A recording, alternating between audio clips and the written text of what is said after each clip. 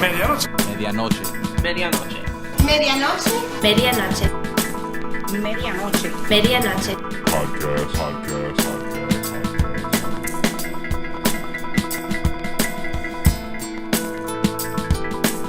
Medianoche. Podcast. Medianoche. Medianoche. Medianoche. Medianoche. Medianoche. Medianoche. Medianoche. Medianoche. Podcast. What's up, y'all? What's up, everybody? Welcome back to another episode of the Medianoche podcast. It's Art Morera. I'm here just posted up in my van, just kicking it. This is episode 33. And this episode, the guest that I have on, I'm actually speaking with him over the phone because he's based in another state. But I got the journalist, the hip-hop journalist, Ian here. What's up, Ian? Hey, what's up, man? Kicking it, man. Thanks for taking time to chop it up with me on my podcast, bro. You're like the first guest that I have that's like not in person. So, you know what I'm saying? Really? That's an honor. Yeah, man. I just wanted to reach out, bro, because this is season 2 of the podcast. Everyone that I've chopped it up with so far has been people in my city, but I was thinking about who else I haven't chopped it up with that I have any type of like history with, and you reviewed my project Transit City, you know, and Yeah, I did. and I truly appreciate that, man. So that's why I wanted to reach out to you. Hey, no problem. So talk to me, man. Like, how long have you been reviewing music for? For about like a couple of years. I mean, I've been on Instagram, social media for longer than that, but I didn't start reviewing albums until like 2015ish. 2015, so like a little more than 4 years. Right. Okay, word. I mean, did you do that like independently, or you linked up with some type of like larger platform, or how did that go? I write reviews on my own site, but then I also write for Underground Hip Hop Blog. So I do like underground albums for Underground Hip Hop Blog, and then I do like the more mainstream albums on my own platform. Okay, I mean, do you have one that you prefer over the other? No, not really. Got you. I mean, I'm assuming that once the word got out that you review music, that you've been getting much more traffic in your email and people just hitting you up like, yo, review my shit. Oh, yeah. Yeah, I was one of them. Yeah. Is there like a criteria that you know what I'm saying? Like when someone hits you up, what is it about their approach that makes you take a gander to what they have going on? Approach? I've never really thought about that, to be honest with you. Like, okay.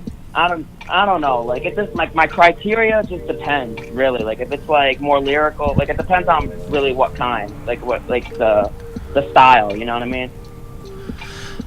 Word, I can get that. I mean, because I noticed that, you know, you're a little younger than me. You're like in your early 20s, but the type of hip hop that you pay a lot of attention to is like more 90s boom bap hip hop. And yeah, I post old shit and new shit, but like it doesn't really matter to me. You know what I mean? Like, okay. People always get pissed off like for like posting like the newer shit, but like honestly, like there's a lot of great music coming out in 2019, and it's all about moving it forward. You know what I mean? Yeah, I mean, how would you describe, you know, to you what makes 90s hip hop more appealing to you than like more current hip hop? 90s hip hop, I mean, that was like the golden era. not the golden era, but like that's when like everybody was just coming out, like the more lyrically skilled, you know what I mean? Because there are lyrically skilled cats out now, but like back at the time, like that's when just everybody was just like stepping their game up. Like you had the East Coast West Coast beef, G-Funk popping, like the South too, and at the end, like No Limit Cash Money, like, you know what I mean? Yeah, I mean, I kind of feel like we're in a second golden era. You don't think so? I feel like right now, like the quality of hip hop at the moment is definitely like giving the 90s a run, bro, for its money. People hate saying that because it's like, what are you talking about? How can someone ever surpass the 90s?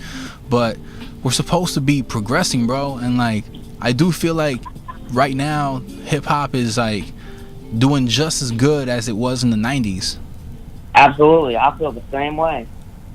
Like, who are some artists that from now that you, because I was, you know, like on your Instagram, right, on your story, you post like a lot of Q&As with your audience, right? And I've noticed that, tell me if I'm wrong, Nas is your favorite MC, right? Rakim is my favorite MC. Nas is my second favorite. Rakim, word. You know what's funny? I got a little backstory with Rakim, bro. Like, my ex-girlfriend, right? She was a hip hop blogger as well, and her and a couple of her homegirls, right? She had this like this video interview segment, right? Her and a couple of her friends, and you know, I had invested in video equipment for my own visuals, but once word gets out that you have a camera, people hit you up to film them. You know what I mean? So I was helping my girl out to film people. And she started to get interviews with like 90s rappers. She had an interview with Busy Bone and Flesh and Bone, and also Rakim, you know. And she interviewed Rakim after one of his shows here in Miami, and I was holding the camera for her. I was just being a good boyfriend. You know what I'm saying? Yeah, like a supportive boyfriend. Crazy. And like after the interview was done, you know how like they wrap up the interview, they say thank you and they keep it moving. Like, man, I didn't want to approach Rakim like, what's up, yo, I do music too, because that whole I do music too thing seems so off-putting. You know what I'm saying? Yeah, that would be very awkward. It's like, yeah, I was just like, yo, Rakim, thanks for everything, bro. Like, I don't think that it wouldn't have been the right time to be like, yo, I make music too. You know what I'm saying? Right. But Yeah, bro, that would have been very awkward, you know? Have you ever met Rakim? No, but I did meet Nas in March. How'd that go? You heard? You good? Yeah, I'm good, man. I was asking, how'd that go? Yeah, it went great. All I told him was like, you and Rakim are my favorite MCs ever. He was very humbled by it, man. He was a really nice guy. Yeah, man. People forget. I don't know if forget's the right word. Like, it slips the mind that these legends, right? Like, we see them all the time on TV and on the internet. That they're just regular ass people, bro, just trying to get it too. So when you hit them up in person, like, that's when the real humble side of them really comes out. Absolutely. Know? Yeah, man. I mean, shit, bro. Listen, I wanted to thank you, man. Like, when you reviewed my project Transit City and you gave it I was really flattered, bro, by the rating that you gave it. You gave it an 8 out of 10. Yeah, and, I really liked it. I thought, sorry, but like, I thought it really showed your potential. You know what I mean? Like, it could have helped. Like, I thought that Transit City was like a good look at who you are, like, as an artist. You know what I'm saying? Yeah, I'm still raising awareness on it, man. I'm still trying to, because when you're independent, you don't have nearly as much reach as like a major label artist does. So it takes what takes a major label artist 3 months to do, it takes an independent artist like a couple years. You feel me? Yeah. And like, these guys, you know, that they're pushing something independently, bro, like, they need to not move on to the next project so quick because it's old to them. But it's not old in general. Like, it's still brand new to people that haven't heard it before. You feel me? Right. So like, is there any advice that you can give to an upcoming artist, right, that isn't really how do I say this, that isn't really gaining too much traction on the internet but is still hustling real hard? Like, what is some advice you can give to an up and coming artist just to raise awareness on their music? But okay, here's the thing. I get people messaging me like to check out their music all the time. Like, and that's the thing. Like, don't like force it down your throat, like down your throat, like saying like, I'm the greatest rapper you'll ever hear in your life. Like, you know what I mean? Like, I mean, yeah, it's good that you're it's good that, I mean, you kind of want to like boost your self-esteem up a little bit, you know what I'm saying? But like, I mean, just be yourself, man. Just don't like try to like don't be desperate, like desperate for attention. You know what I mean? Like just take it easy. Like don't like shove it down our throats. You know?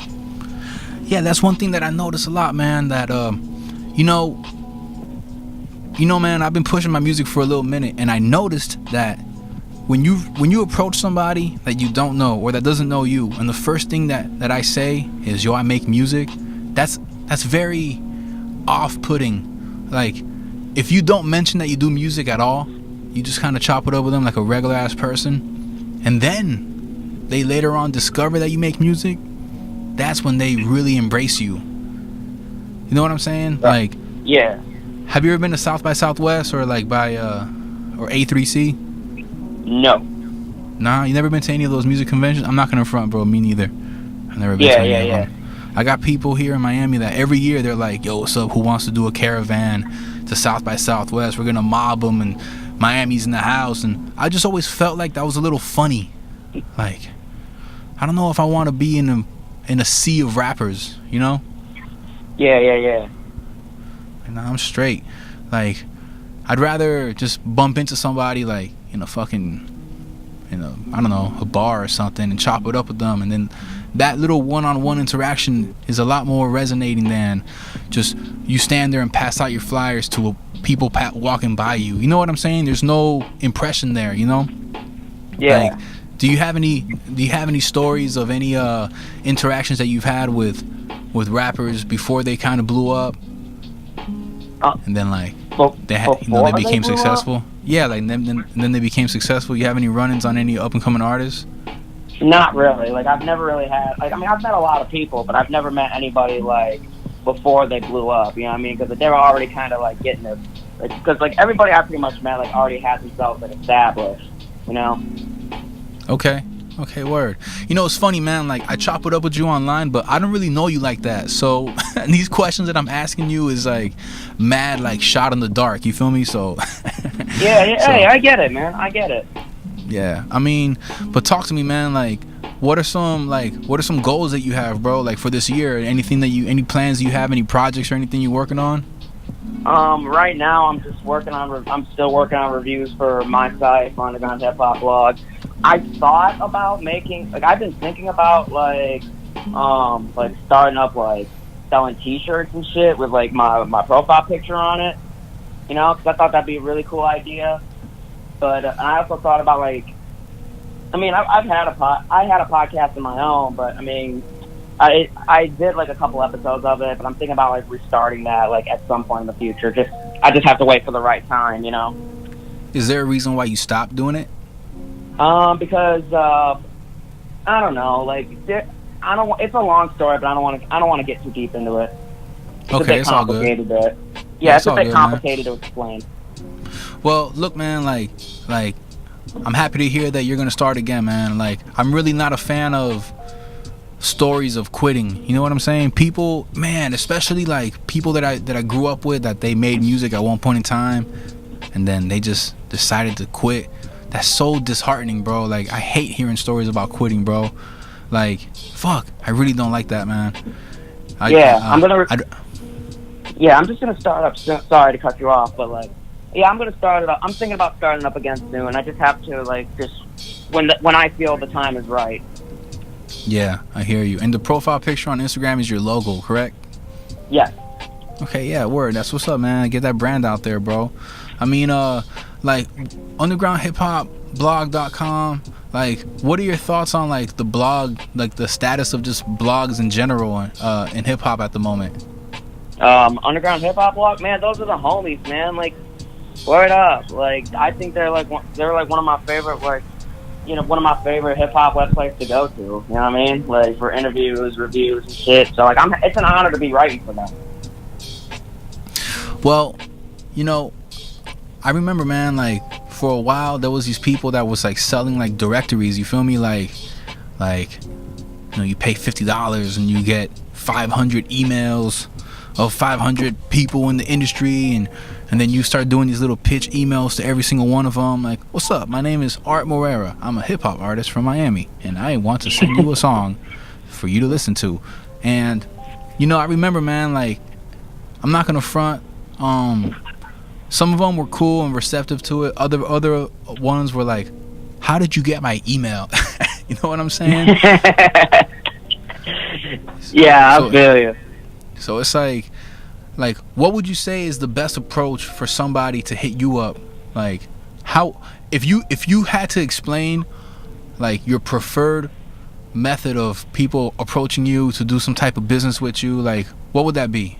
I'm not saying this on like everyone listening, this is how Ian wants to get contacted, so listen up. You know what I'm saying? But Yeah, like, I mean, like, Yeah. people, when somebody messages, like, I don't care about getting messages from people wanting asking for promotion, but just like review my album. Like, no, like, they're just like, hey, yo, like I have this song, album, mixtape, or whatever this music video or whatever it is. Like, hey, I have this project coming up, and I want you to take a look at it. Like, Like, let me know what you think, and I'll be honest with you. Right then and there. word. I mean, yeah, because you know, right now I feel like I'm more focused on like just building real relationships, man. Like real. I'm not talking about like I want to be best friends with everybody, but more like, yo, I don't have nothing for you to review. Just tell me how the fuck you're doing. You know what I'm saying? And Right. I feel like there's not enough of that in the game. Everyone's on some, we got a network. Hey, you heard about this Saturday at such and such spot is a networking with industry officials are gonna be there. So Right. come through, man. And I'm not really too, I don't know, man. Maybe it's just me. Maybe it's just the nature of the beast, but I'd rather just have homies, bro, that are in the industry, like actual homies, you know what I'm saying? Like send you a t-shirt for your birthday and shit. Right. Than just a bunch of, yo, review my music, which I'm not gonna front, like that's the way that I initially hit you up, but after that I kind of scoped out just how you were moving, and I was like, yo, this kid's actually just a cool kid, like let me just like, you know, let me just holler at him like a homie and shit.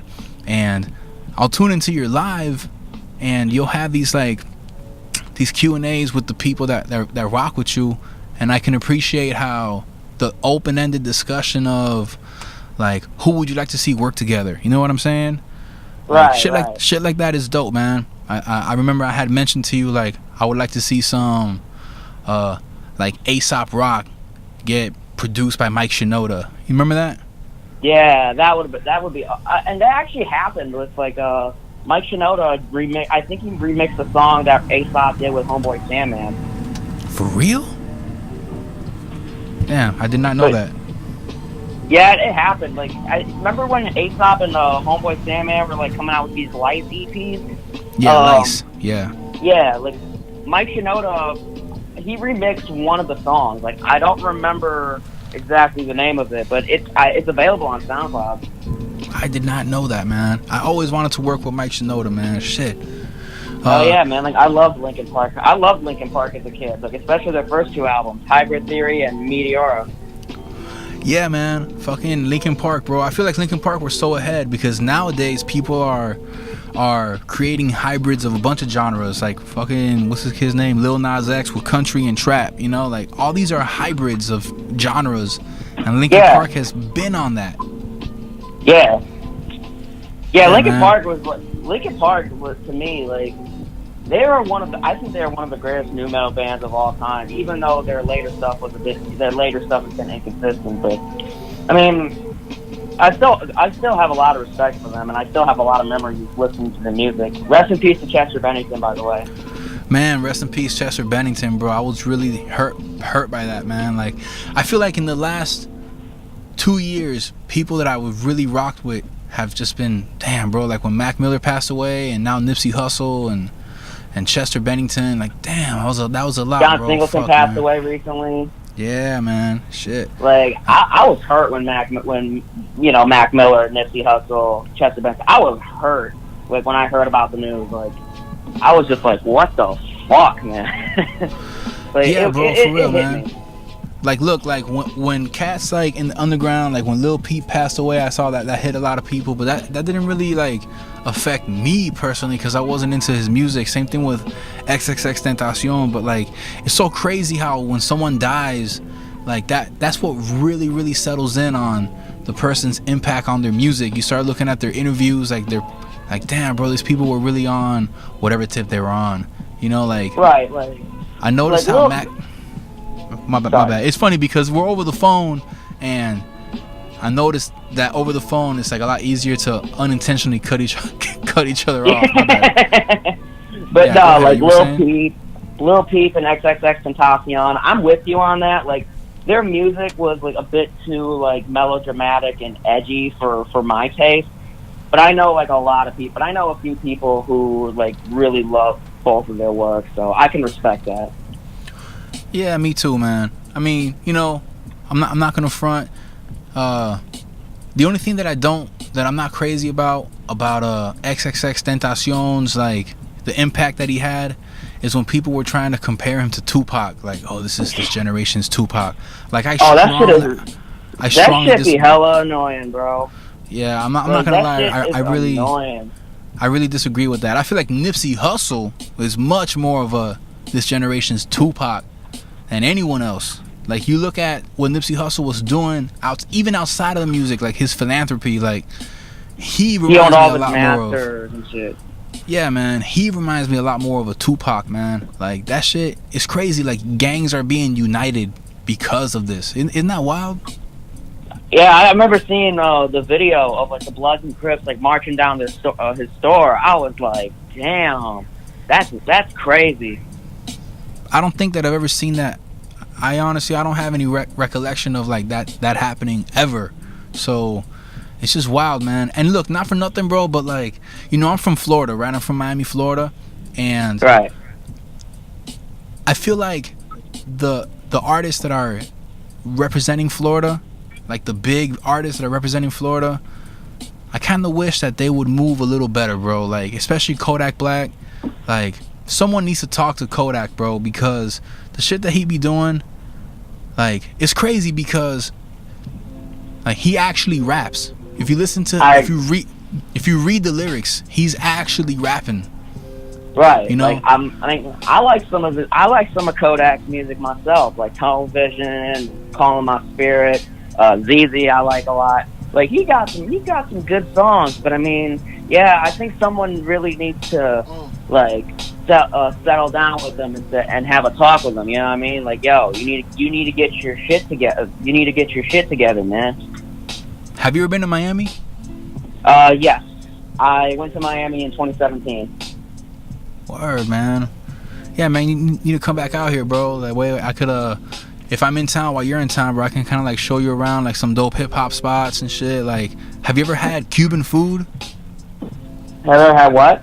Cuban cuisine, Cuban coffee. No. Have a medianoche sandwich? Never. Damn, dog.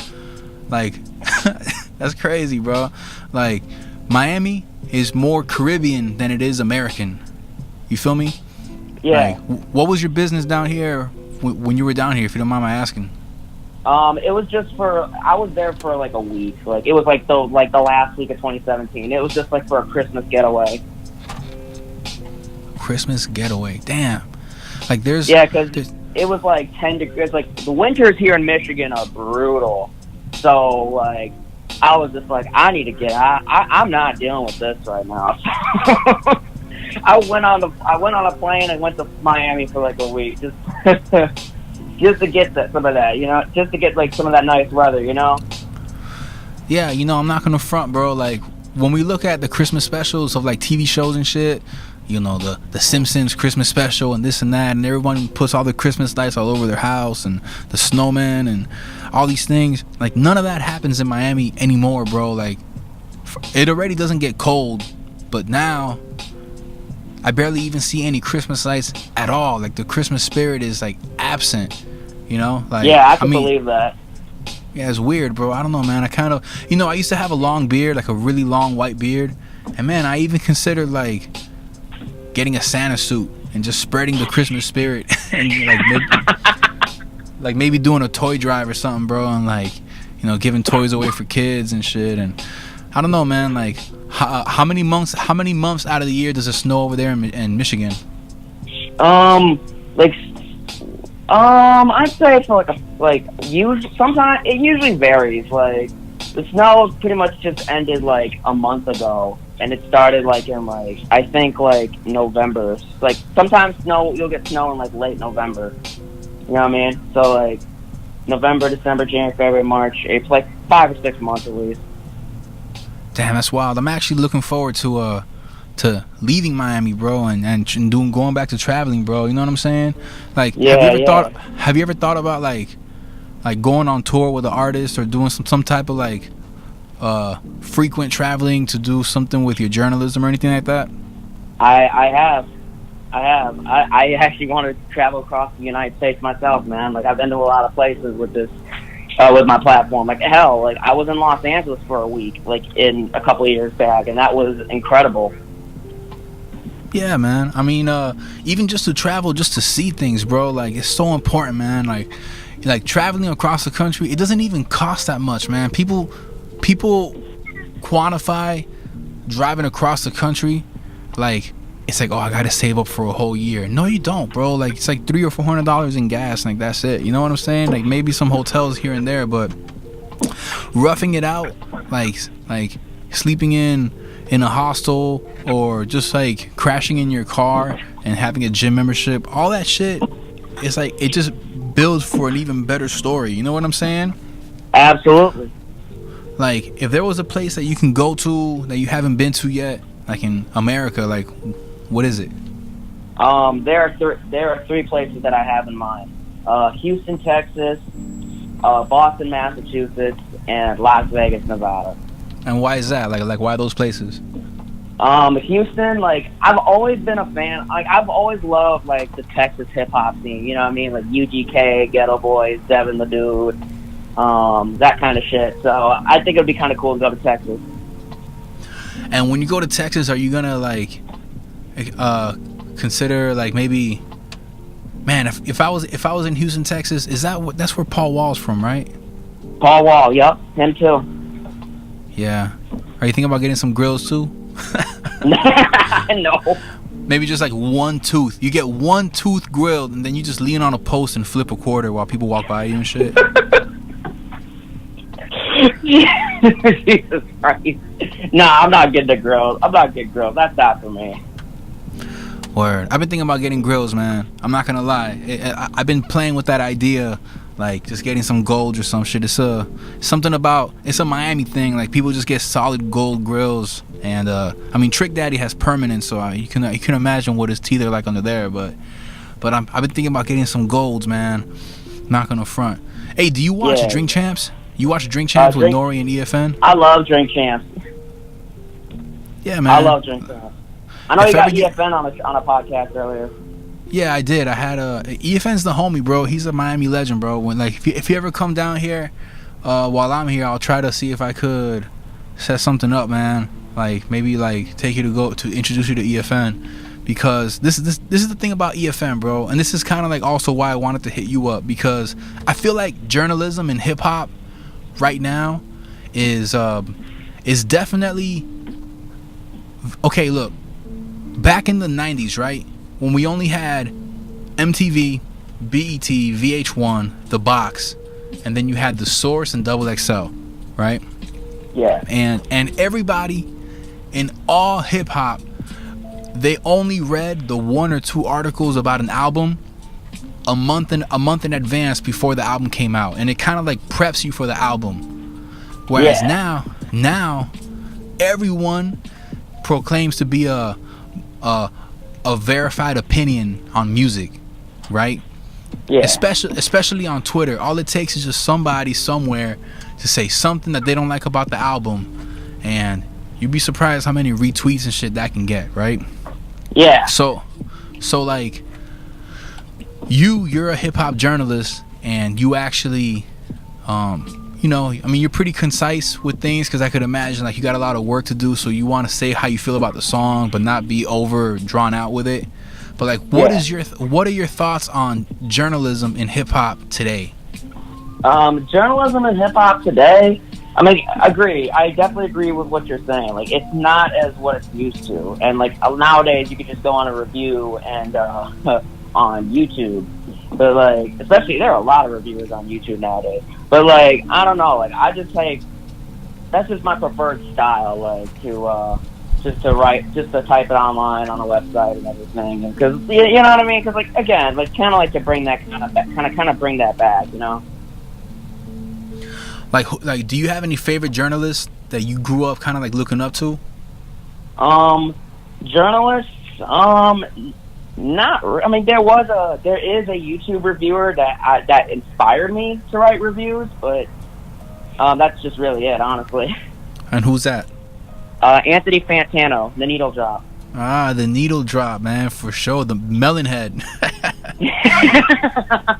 For sure. But when I was graduating high school, this was like 4 years ago already. I remember watching his videos a lot, and I still watch his videos to this day. But like, I was like, you know what? Like, I've always been a big fan. Hey, I've always been a big fan of music.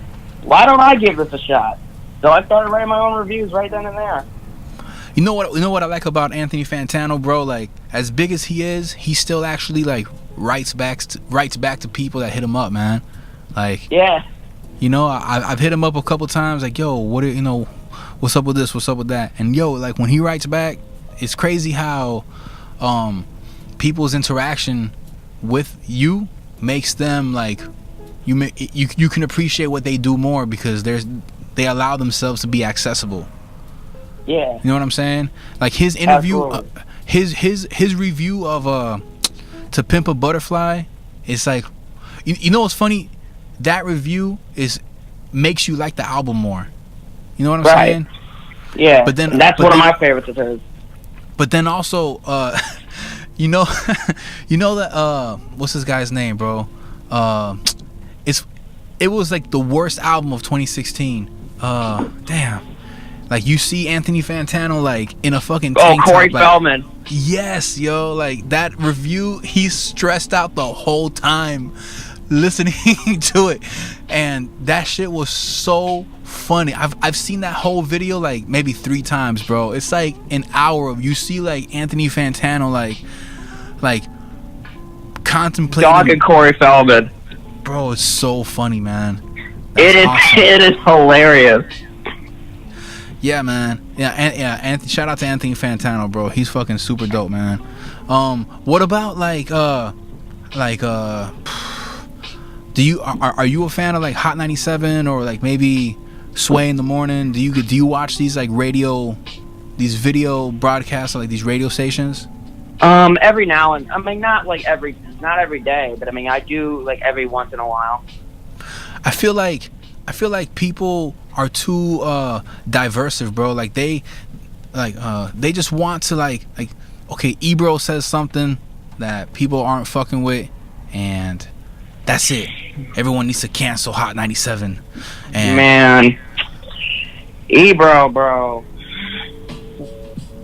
Like, I mean, yeah, I agree. I mean, he said, yeah, that's pretty much it. I don't agree with a lot of what Ebro says.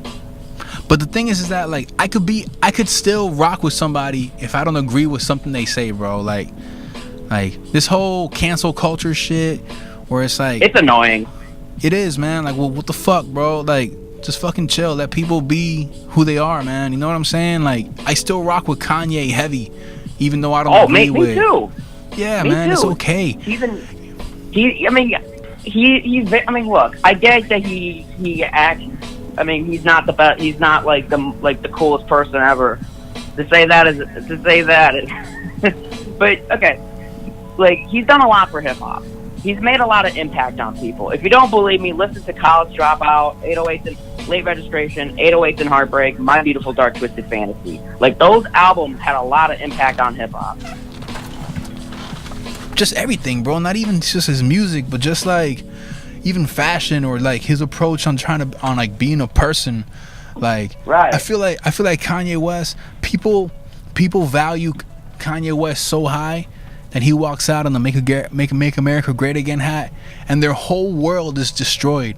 And it's like, yo, bro, you have to like, remind yourself that this guy is not your god, bro. Like, he's just a fucking dope ass influential person. I Like, mean, he has his own right. Like, I'm not the. I've been pretty vocal about Trump over the years, but I mean, still, man, my respect for Kanye as an artist has not changed at all. I can appreciate that, man, because look, like, nowadays people are more, when I was growing up, it was rude to talk about politics, money, and religion. But nowadays, if you aren't transparent about any of those things, people think that you have something evil inside you that you're trying to hide. And it's like, yo, right. Chill, man. I'm just not trying to talk about that with you. Like, just fucking chill. Let's just change the topic. You know what I'm saying? Yeah. And I feel like Kanye West is trying to be like, yo, if you do want to talk about it, y'all have to be understanding, because everybody has their reasons why they rock with whatever they rock with, Yeah, absolutely. Like, one of the things that you posted not too long ago was, about, regarding Eminem. Eminem is my favorite MC, bro. Like, what is your favorite? What's your favorite album from Eminem again? I think you put Marshall Mathers LP. Yeah, that's what it was, Marshall Mathers LP. And have you ever revisited the Marshall Mathers LP too? Because I did the other day. And I did last year, and like I thought the album was okay, but like it's kind of grown on me in retrospect. Yeah, it's funny, right? Like, people, it's one thing that I'm not crazy about what Eminem has been doing. Like, he's been trashing his old albums, like, Encore and Relapse. They're not good. I love Relapse. Like, let me tell you a funny story about Relapse real quick. I used to say that was Eminem's worst album, but then after listening to Revival, I was like, you know what? Let me go back and listen to Relapse. And then I put it on. But then I just kept listening, and like I just grown to love it. Like, I think it's his most underrated album now. Like, it's grown on. That's another album that's grown on me in retrospect. Like, I love Relapse, bro. And it's crazy. Relapse and Encore, bro. If you have time, put Encore back on, bro. Like, that album is so fucking dope. I love Encore, man, and I love Relapse too. I just don't like that he be downplaying his shit.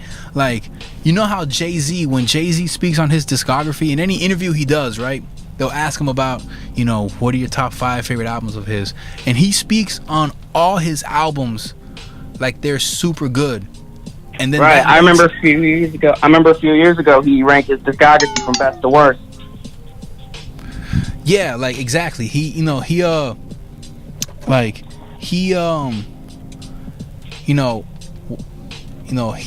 ranks his albums like,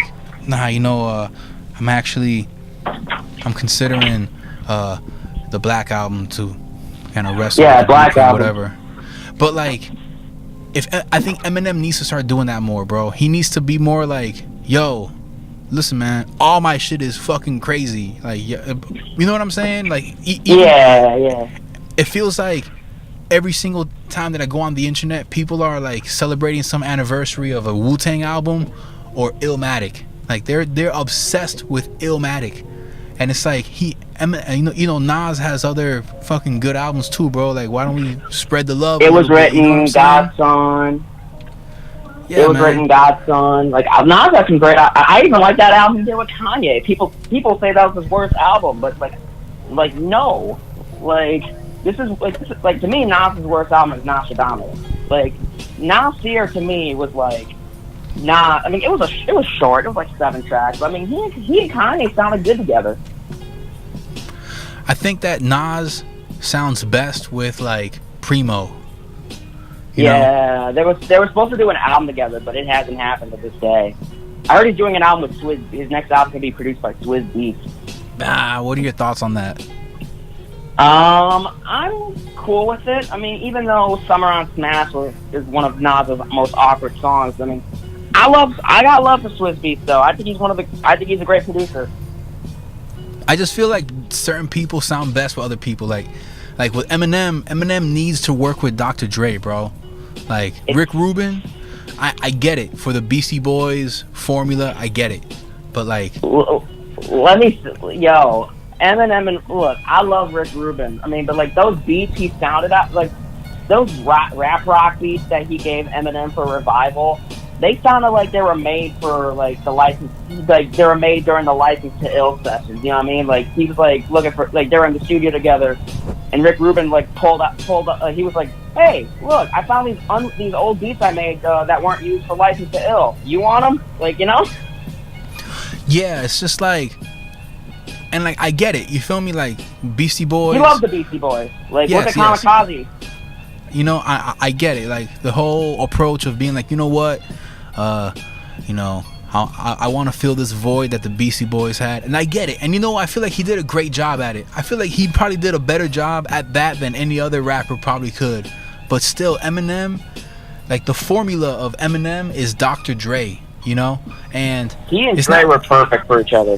Yeah, I mean, even Eminem has this one song produced by Kanye West on the Encore album, and you can tell that during that phase in his career that he was experimenting, rapping over different production, but none of them have been able to really meet that bar that was Dr. fucking Dre, bro, you know?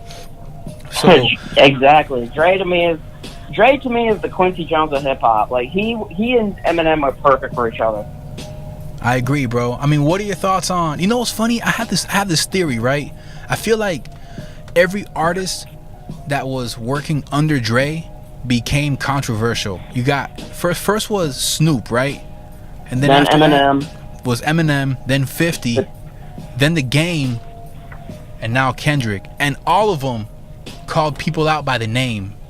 All of them. Right. You know, I wouldn't be surprised if in some sessions Dr. Dre was like, yo, you need to call Buddy out and do a little something, and like, cause people are too scared to do that. You know what I'm saying?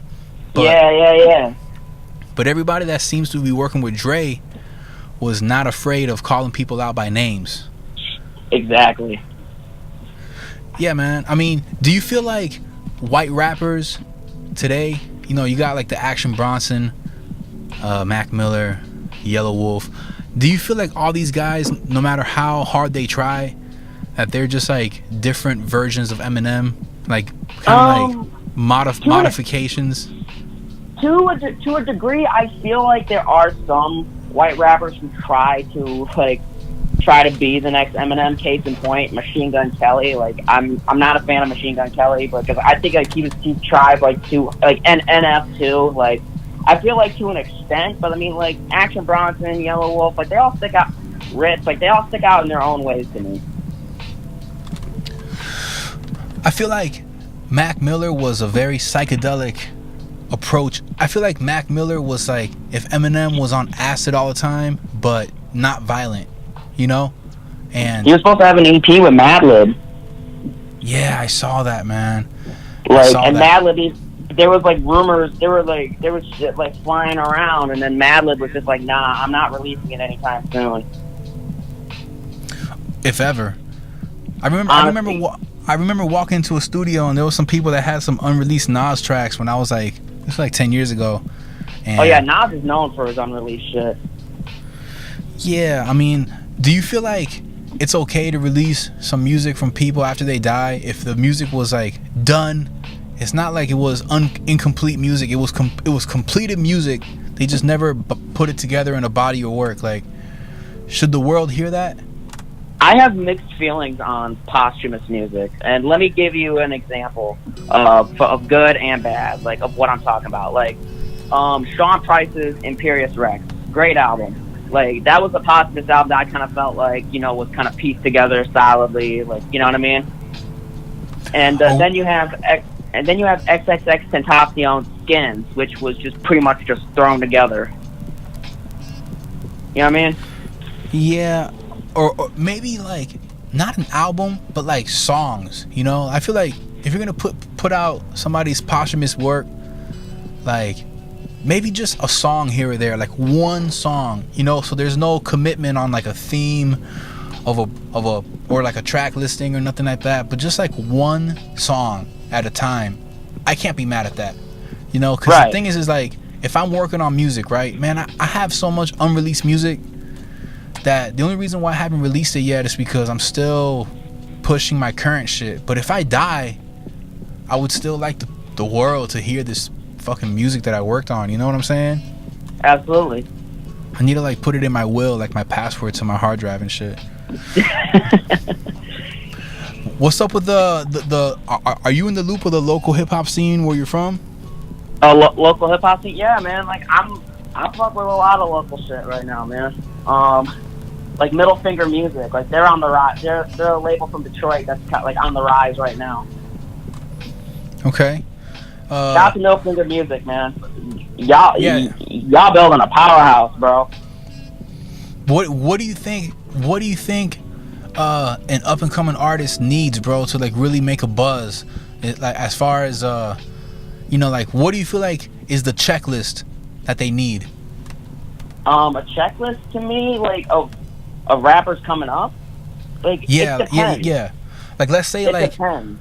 Now mind you, like, man, I'm gonna be real with you, okay? Like even though this question technically it applies to me too, but it's not just it's in a way I'm also like I'm asking for a friend. Yeah. That's like if somebody that's coming up, it's like, yo, listen, man, what the fuck do I need to do to make some noise out here? And then the answer would be like, all right, bro, you need to come out with mad visuals, and you need to come out with a bunch of music, and this and this. Like, you know what I'm saying? Like, what would your answer to be? Like what would my checklist be for an artist like coming up? Like it really depends. Like like have your own style. Like make yourself stand out, man. Like straight up. But let's say they do, right? Like they do stand out. All right, then what? Like, I mean, like stand out as in like like be yourself. Have like a personality, have passion. You know what I mean? Okay, I can see that. I feel like for an artist to like really be able to stand out today, it's a balance of a quality and quantity, bro. Like it's like you can't just put out one song that does pretty good and then just that's it, you disappear. Like people are gonna wanna fucking something hear new. more. Yeah, bro, and be prepared to do that. You know what I'm saying? Like who's a group that I when I first got in the loop of what they were up to and I subscribed to what they're doing, like I started to see like a kind of like a pattern here, and that was the Suicide Boys, right? Yes, I love the Suicide Boys. Like they remind me of 3 6 Mafia. Yeah, like so Suicide Boys, the first impression is like that whole 3 6 Mafia aesthetic, right? But then aside from that, they bro, like their music videos have that VHS style look, and then the video editing is dope too. But they didn't just put out one and they quit. They would put out like these very short projects, like a 3 or 4 track little project, and one of those songs have a music video, and then they'll do it again a couple months later, and then again and again and again. Like, yeah, and they even dropped their first album like last fall, and it was pretty great. And mind you, like that's their first album, but that's like their 15th project. Right, like they have like a dozen EPs or some shit. Exactly, and people don't take into account, man, that's what they need, bro. There's a local artist from out here. I mean, I say he's local to me, but he's not local, bro. Like the homie Fat Nick and Puya, and these guys, they're from down here, but they blew up more, like it seems like they blew up more on the internet than they did locally. You know what I'm saying? Yeah. Like, and we exist in an age where people exist on the internet more than they do in real life. Right. You know what I'm saying? Like someone can never perform in their hometown, put out a song, that song gets hundreds of thousands and millions of views, and they go touring around the country, and the last show they do is like in their hometown because they got back there already. So right, pretty much. So I feel like this whole like, oh, I gotta be known in my local city, I gotta be known in my local scene in my city before I feel like that's a dead idea. You know, it's like just be known for you. It really doesn't matter where you're from. I only recently found out that Joyner Lucas is from, I think, Boston or whatever. So it's like, So it's like, that's why I was asking, you know, what your local scene is like. And you mentioned somebody that I've never heard of, but you know, not now. I was put onto them, and I can go online and be like, oh snap, that's what's up. But they're growing outside of their city. You know. Yeah, they're getting a lot of buzz right now. Like that, like Weekly Rap Gods mentioned them. I've mentioned them on Underground Hip Hop Blog. Like I'm helping them kind of gain their attention, and like it's an honor, man. Like and I know the people over there too. Like they're really cool people. Word up, man. Well, yo, just to kind of like wrap this up, bro. Like, Ian, man, like, do you have any plans that you want to announce at the moment of something that you're about to launch or anything like that you want my audience to know? Not at the moment. Okay. Word up, man. Hey, it's all good, bro. Like, I too am not really a fan of like announcing things before they're done. But right. But, you know, I do appreciate you chopping it up with me, man. You know. Hey, anytime, man. Yeah, for sure, man.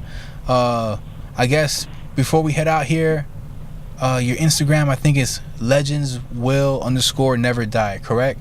Yes, sir. Yeah.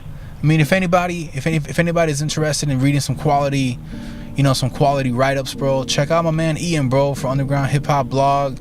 You know, check out his review on Transit City. You know what I'm saying? Is there anything else that you want to shout out before we end up wrapping up? Yeah, shout out to Underground Hip Hop Blog, man. Word up. Like that's the family right there, man. I couldn't. They've done a lot for me, and I appreciate it for it, and I appreciate them for it.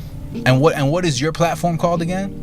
Mine's just Legends Will Never Die. That's just my own. Like I have like my own WordPress. That's where I have like my reviews and shit.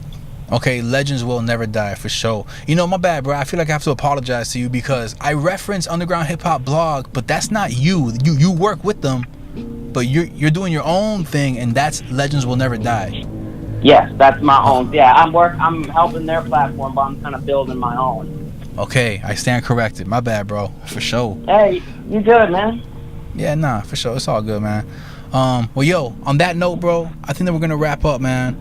All right, so for everyone out there, if y'all haven't heard Transit City or Good Grief, check it out, man. Go on Spotify, Apple Music, all that. Check out my project. And, you know, if you're into hip-hop journalism, check out my man Ian with Legends Will Never Die, you know. And thank you again, bro, for checking out Transit City, you know. I hope you don't mind that I'm going to harass you with some new shit. Yo, check out my shit, bro. You know what I'm saying? Give a homie. I don't care. Word up, man. All right, y'all, we out of here, man. Any last words, bro? Hey, thank you for having me on, man. Like it's an honor. Appreciate that, man. All right, y'all, on that note, we out of here, guys. Peace. Peace. Medianoche. Medianoche. Medianoche. Medianoche. Medianoche. Medianoche. Medianoche. Podcast.